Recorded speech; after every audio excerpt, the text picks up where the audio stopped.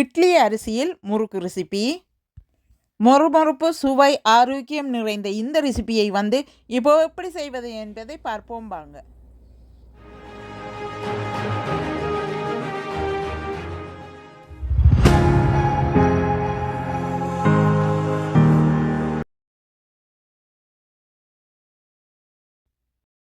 இந்த ரெசிபி செய்வதற்கு தேவையான பொருட்கள். இப்போ இந்த ரெசிபி செய்கிறதுக்கு கொஞ்சம் செத்தல் மிளகாய் எடுத்து பவுடர் ஆக்கி அரைத்து எடுக்க போகிறேன். பொட்டுக்கடலை 100 கிராம் ரோஸ்ட் பண்ணி எடுத்திருக்கிறேன்.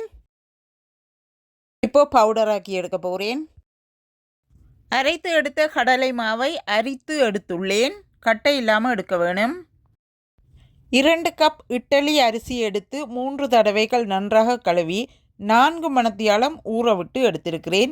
இந்த கப்பாலே எடுத்திருக்கிறேன். தண்ணியை வடித்து எடுத்து இப்போ அரிசியை அரைத்து எடுக்க போகிறேன். இந்த ரெசிபி நானும் இன்றுதான் முதலில் செய்கிறேன். இப்போ பாருங்க, இந்த பதத்திலே அரைத்து எடுத்திருக்கிறேன்.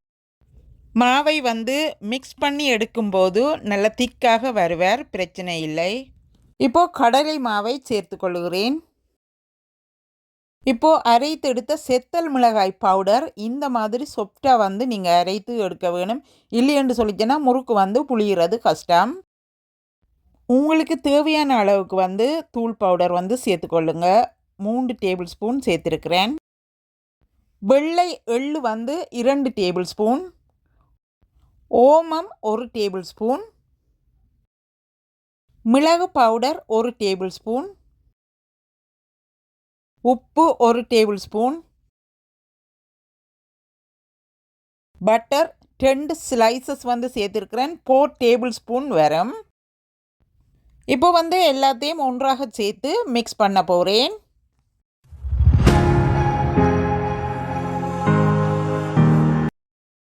முறுக்கு மாவை குழைத்து முடிய விட்டு இந்த பதத்தில் வருவார். இப்போ முறுக்கு உரல்லே மாவை வைத்து முறுக்கை புளிந்து பார்ப்போம். உப்பு தூள் எல்லாம் உங்களுக்கு தேவையான அளவுக்கு நீங்கள் சேர்த்துக்கொள்ளலாம். இப்போ முறுக்கை புளிகிறேன் பாருங்க எப்படி இருக்கிறாருண்டு. அந்த மாதிரி வந்திருக்கிறார். முறுக்கு சுடுகிறதுக்கு ஓயில் சரியாக கொதித்திருக்க வேணும். ஓயில் நன்றாக கொதித்து இல்லை என்று சொல்லிச்சுன்னா முறுக்கு ஓயிலுக்குள்ளே குழைந்துடுவார். இப்போ ஓயிலே போட்டு சுட்ட முறுக்கை நான் வெளியிலே எடுத்து காட்டுகிறேன். இந்த பாருங்க எப்படி இருக்கிறார் முறுக்குன்னு சொல்லி. இந்த ரெசிபி உங்களுக்கு பிடித்திருக்குன்னு சொல்லிச்சேன்னா இந்த ரெசிபிக்கு ஒரு லைக் பண்ணுங்கள், ஷேர் பண்ணுங்கள், சப்ஸ்கிரைப் பண்ணுங்கள். இந்த வீடியோவிலிருந்து விடைபெற்று கொண்டு இன்னும் ஒரு வீடியோவில் உங்கள் கூட இணைந்திருப்பேன். நன்றி, வணக்கம்.